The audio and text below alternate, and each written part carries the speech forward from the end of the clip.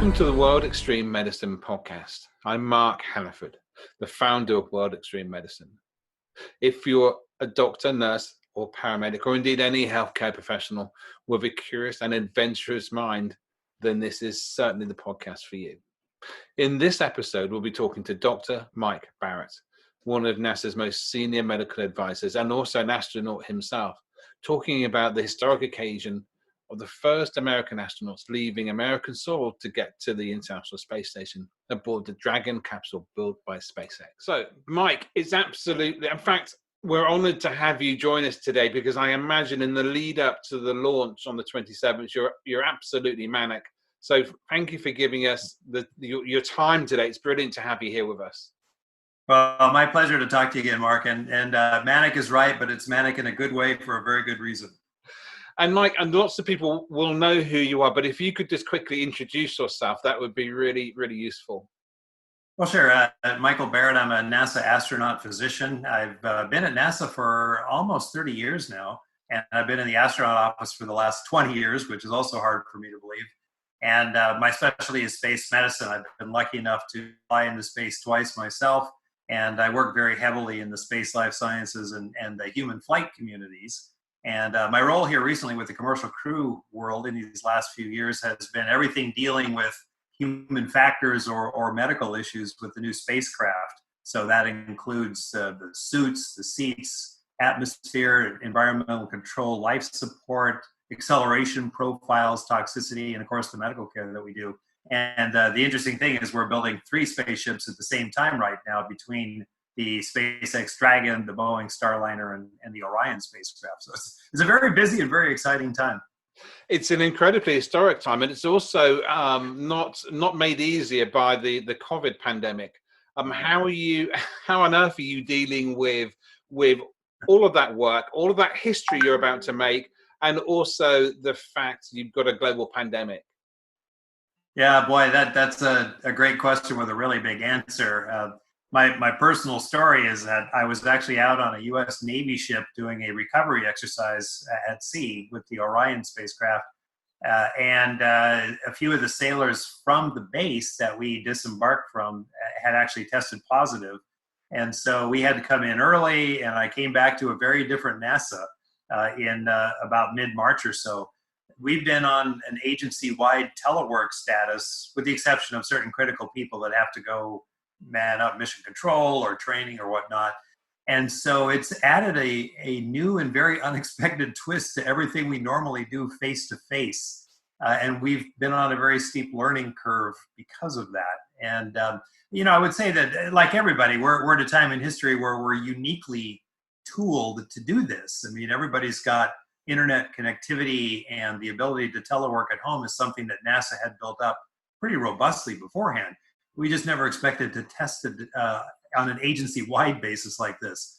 And so everything we normally do in lead up to a normal rocket launch, let alone a brand new vehicle for a test flight, we've had to do remotely in virtual meetings where we may have anywhere between 2 and 125 souls online trying to talk to one another in an orderly fashion.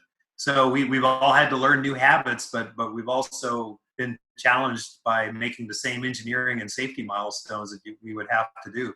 It's not easy. I mean, we're used to looking each other in the eye and reading each other when we're making decisions that have very high stakes consequences. And I think it's a truism that NASA is just very much a family environment. And so when the family can't get together, that adds a new dynamic to things. I think a lot of us just plain miss each other. Do you think it's going to change the way in which NASA works in the future? I think, again, we had already built a pretty robust telework capability, and there were certainly a few people who weren't really comfortable with that. I would say that we've expanded that comfort zone considerably, and that in the future, probably as people can work from home, many will continue to do so for certain things. But we're like a reservoir filling up, and we really have certain things we put on hold because of the lack of being able to work in proximity. That's hardware development, a lot of crew training, some of the science payloads that we're trying to work on. And so as soon as the relief comes, that dam is going to burst, and there's a lot of us are going to have to go flooding back to resume some of the work that we have put on hold. And in particular, I've got some hardware that I'm very keen to get up on the station later this year, but really requires some hands-on work with it, with small teams. So yes, I would say that we will have a lot more telework in the future than we've had. But I think a lot of us can't wait to get back and get our hands on the hardware. And Mike, you mentioned the almost family atmosphere that's at NASA. Now you're sending two of your family members for the first time since the closure of the shuttle program from American soil up to the International Space Station. Now, how does that make you feel? Well, it makes me feel many different things on many different levels. First of all, just historically, it's great to be launching from American soil. You know, rocket launches are all about power and smoke and fire, and the excitement that goes along with that, the exploration that goes along with that. And we've missed that. There's no question about it. So being able to launch from our own soil is a big thing. Our Russian colleagues have been excellent partners throughout all of this, and we'll continue to work with them. But we definitely want indigenous capability. And for the international community, it's important to have multiple ways to get people to the space station as well. It really adds a safety net to running a big international platform. From a human standpoint, you know, as I mentioned, I've put a lot of heart and soul into this spacecraft, like many of us have. And so there's a big personal investment, both from the work that I've done individually and the relationship we have with our SpaceX counterparts to see this succeed. But on a much more personal level, the two astronauts that are launching, Doug Hurley, Bob Behnken, are also my classmates. We were in the class of 2020, or about 2000 rather, together, the Millennium Bugs, as it were. And I should note that both of these are married to others of my classmates. So you have two astronauts married to astronauts, all of which are in the class of 2020. And we were a pretty close-knit group. So I'm thinking a lot about Bob and Doug and their families as they go up here too. So on many levels, we have a very heavy investment into this launch. And it's a different launch to the one that you expected, or indeed the astronauts themselves expected. You know, it's taken years for them to build up to this moment, as it has yourself and also NASA as an organization and SpaceX. But people aren't going to be able to watch this momentous occasion from the ground, are they? They're going to have to watch it online and virtually.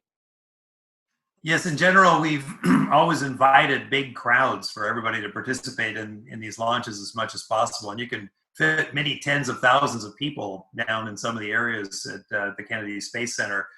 The good news about a rocket launch is that no matter what, you can see it from a long way. So I guarantee you, probably many hundreds of thousands of people that live down in that area or manage to travel close enough will be able to see it. But it certainly won't be quite the same festive atmosphere that we've had in the past. We expect that to come back at some point, but that is yet another aspect. I'll point out, though, that this is actually the second human launch that we've had during this COVID era. The first was last month when we launched a crew on the Russian Soyuz out of Baikonur in Kazakhstan. And that was also extremely tightly controlled in efforts to protect the crew and, of course, to protect the space station from COVID. So no crew family members, for instance, were able to go, and the friends and other close acquaintances that are normally there. We've already had to experience this once with our Russian colleagues. And, of course, that launched our U.S. astronaut, Chris Cassidy, up there with his Russian colleagues. And so this is the second time, and we're hoping for things to get back to normal, but we will adjust accordingly to protect our crew. You're launching into a very different, launching with a very different vehicle to the one that you're used to launching with your Russian partners. How's the medical aspect and the medical preparation of your job changed as a result of that? Well, the medical preparation hasn't changed that much because basically the SpaceX Dragon is very much like the Soyuz in that its main job is to carry a small crew and a certain amount of hardware and personal effects and payloads up to the space station. And the Soyuz can do that in anywhere between 6 hours and 48 hours. And it's a very similar timeline with the Dragon. If things go well, Bob and Doug will spend only about 19 hours in that spacecraft before they get to the station. So the main focus of our training is very much generic to what we would normally do to prepare people for the International Space Station flights, which is not trivial. You know, they're going to be up in weightlessness for quite a while, and there's a certain amount of deconditioning that goes with that, as is well known. So there's a lot of physical and medical preparation that goes with just being on station. They will have done pretty rigorous physical training and trained on all the countermeasures hardware that's up there, and the medical exams, which you do pre-flight and in-flight, and getting ready for their post-flight return. So that's very similar. One of the big differences, though, is actually comes at the end of the mission, because we are dropping Bob and Doug into the ocean, and we haven't done that since the Apollo era. Nobody has. And the longest mission we ever did was Skylab, and that was 83 days before dropping a crew in the ocean. So at that point, you're sort of into your deeply deconditioned phase. And Bob and Doug could spend anywhere between 30 and 100 days up there. That's yet to be determined. But they won't be landing on solid ground like the Soyuz did, and they won't be landing on a runway like the shuttle did. They'll be bobbing in the ocean. And I think it's a truism that the Soyuz makes a great spaceship. It can land in the water as a backup capability. It's not nearly as good of a boat as it is a spaceship. And I think the Dragon is somewhat the same, although it's designed to purpose to land in the water. And so as it is, when you land on firm ground after being in space and deconditioned with your balance system, it's challenging to be back in gravity. And this will add another level of challenge, because you'll add a provocative wave state to go with that. And then a recovery operation, which I've been somewhat involved in as well, and been out on the recovery ships for that as well. So that's kind of a new twist that we're all sort of getting ready for. It's going to make for some historic images that are going to look remarkably similar to some of the, some of those Apollo images that we grew up with the astronauts being rescued from the sea. It's going to be amazing to see. I think so. I think they've got a great system. The ship that is designed to recover them, there's two of them, the Go Searcher and the Go Navigator. I believe the Go Navigator is on deck to pick up these guys, but they should be able to be standing in close proximity to the capsule when it eventually lands, and they will basically winch this thing and crane it aboard and plop it on a deck and be able to recover them in a fairly orderly fashion. But this is I should say, thankfully been done before with their cargo version of this many times. And so there is a salty crew that is very experienced at recovering Dragon capsules already. And we did do a full-up test, an end-to-end test of an unmanned version of the Crew Dragon already. And that actually went extremely well. So we anticipate that these guys are going to be pretty well and pretty handily recovered. And I'm kind of imagining, and from speaking to you before, and also obviously seeing some replicas of the Soyuz spacecraft is quite basic. Now, I'm kind of imagining with the Dragon capsule, it's going to be leather, it's going to be comfortable, it's going to be very plush accommodation on the way up to the International Space Station. Is that just my fanciful thinking, or is that the case? Well, it's always a basis of comparison, isn't it? So it's quite a bit larger and roomier than the Soyuz, which is great. It's a very modern spacecraft. The Soyuz was designed in the late 60s, and we still use the basic design because it works quite well. The shuttle was designed in the late 70s, and this one is designed in the last few years, and it shows. It's a very modern. When you stick your head in that thing, it's just the impression is it's a new car smell here. It's a brand new contemporary spaceship. Yeah, we actually use that euphemism, but it smells like a spacecraft. There's no question about it. It's kind of now I haven't poked my nose in their spacecraft for a long time, but it's kind of a characteristic aroma, if you will, that kind of reflects the materials that we have to use for spacecraft: low flammability, insulation, wiring, panels, synthetic materials. It's just a very, very modern spaceship, and it looks and feels like it. So it's very bright inside. The spacecraft human factors design team on the SpaceX side, I think, has just done an outstanding job integrating everything. So there's a certain functionality and aesthetic to it, a kind of a space feng shui, if you will, that's really quite well done. And given the pedigree of the designers, does it park better than the Soyuz? Does it park better? Yeah.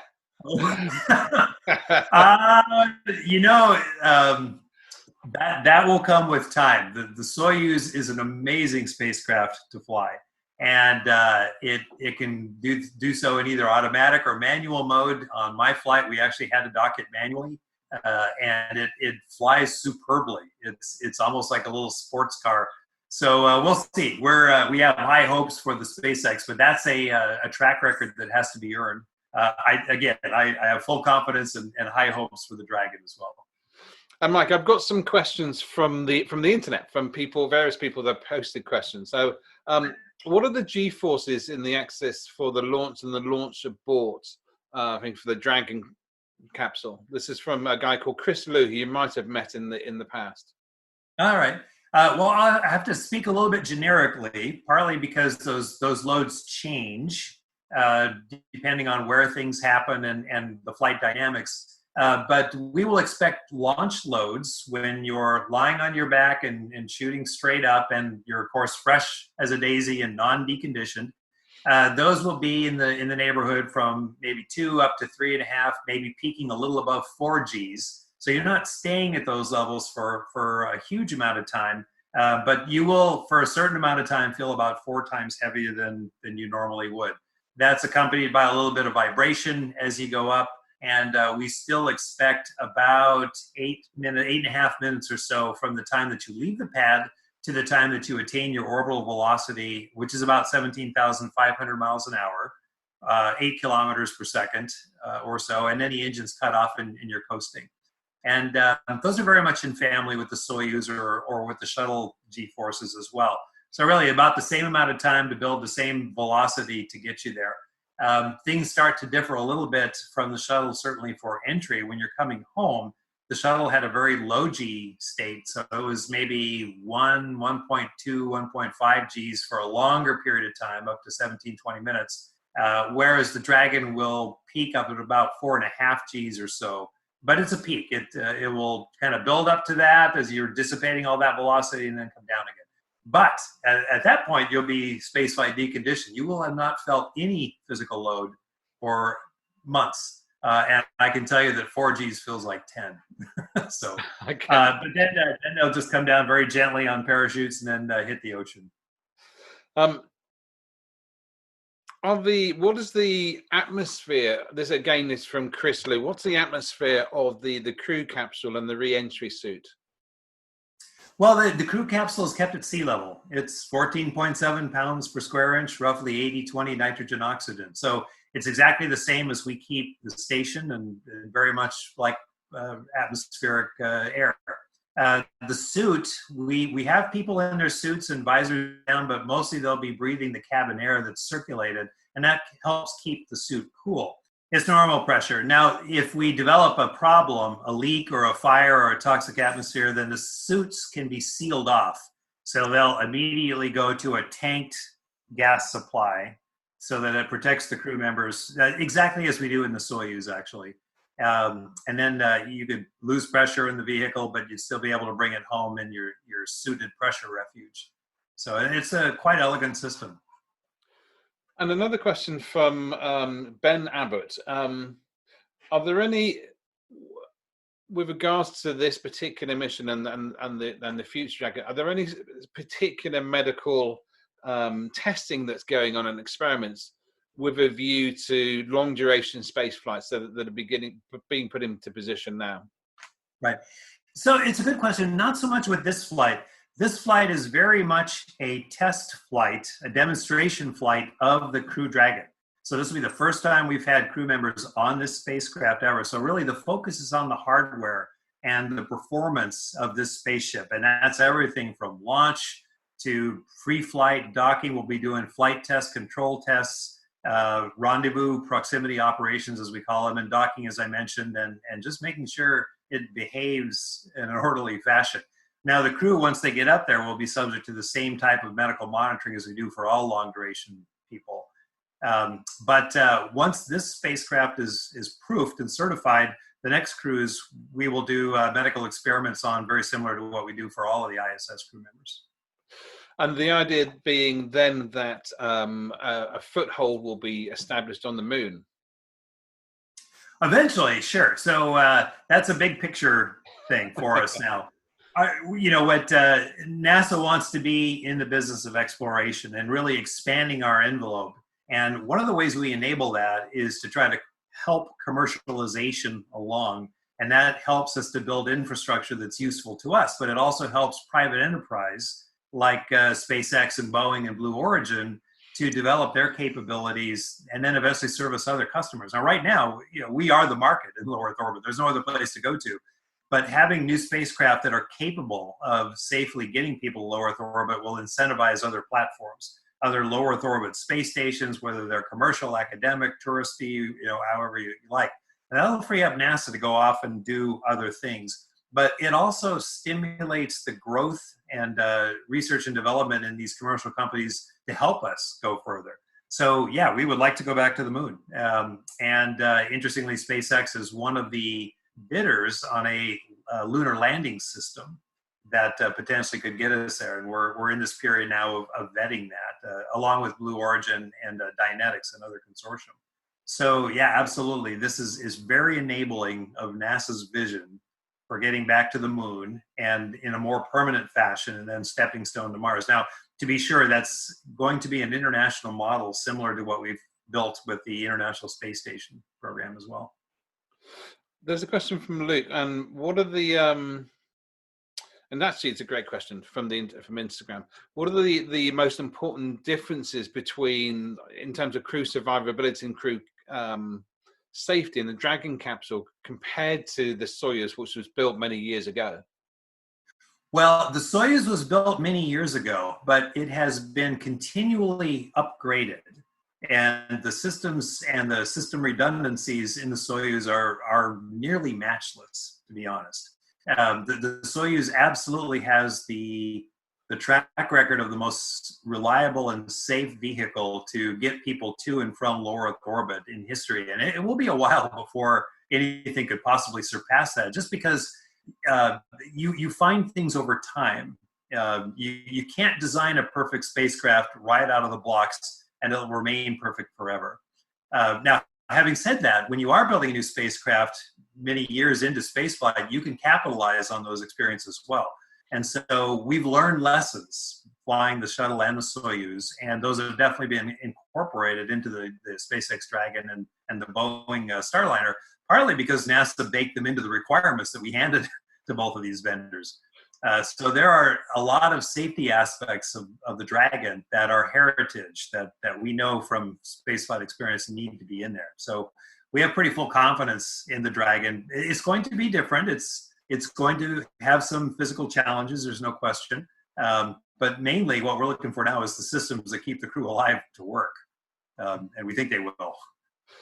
Is there, I mean, clearly with a number of different platforms being able to lift to the ISS now, it gives redundancy for both for Russia and for the USA and for the European Space Agency and other agencies. Could you see an occasion where an American rocket might be taking cosmonauts to the International Space Station? Well, that's a great question. You know, when we had the shuttle going, we actually flew cosmonauts on some shuttle missions while we were flying US astronauts on the Soyuz. We expect to do the same thing again. Again, it gives you a redundancy that if there's an interruption in launch services on either side, and one accident or one technical glitch or discovery could cause you to ground your fleet, but you still want your own people to get there. So we absolutely will be training and flying Russian cosmonauts on the new commercial vehicles, and most likely continue to fly US astronauts on the Soyuz, just to be sure we have that cross capability. It's an amazing historic moment. Is there a palpable difference in the level of excitement at NASA compared to normal launches? Well, it's interesting. Probably the biggest damper on that excitement is the pandemic. Yeah. You know, we would all be together right now because people are working really hard, and you want to kind of commiserate as much as possible and share thoughts and ideas. And that's just so much harder to do remotely. But just the idea that we're launching from U.S. soil is a really big thing, and partly because it's very exciting. It's the right thing to do. We've waited for this a long time, but partly because we haven't done this for 9 years. We have new skids to grease. It's a different rocket ship. It's a different process. There's other bodies involved, and so having to do that as well, it's a little bit frenetic in a way, in a very orderly fashion, but we're having to go in directions that we weren't before. And to be very honest, it's a brand new spaceship carrying people for the first time, and spaceflight is not without a certain amount of risk. And so we have very, I think, strong safeguards, and we've calculated those risks to the extent we can. But it's not lost on anybody that that it is a brand new vehicle, and you find things with repeated use that you will never find in computer simulations or probabilistic risk assessments. So, like every spacecraft in history, this one will talk to us, and it will tell us things that we didn't anticipate. And by far, the vast majority of those are going to be very benign and very interesting. Some of them might be a little bit more nerve-wracking, which is why we've baked in a lot of safety systems to the Dragon. So there's a little bit of anticipation, no question about it. And are you looking forward to flying in the Dragon yourself? Well, if I don't control the flight assignments, if you want to write a letter to the office, I'd appreciate that. But I would.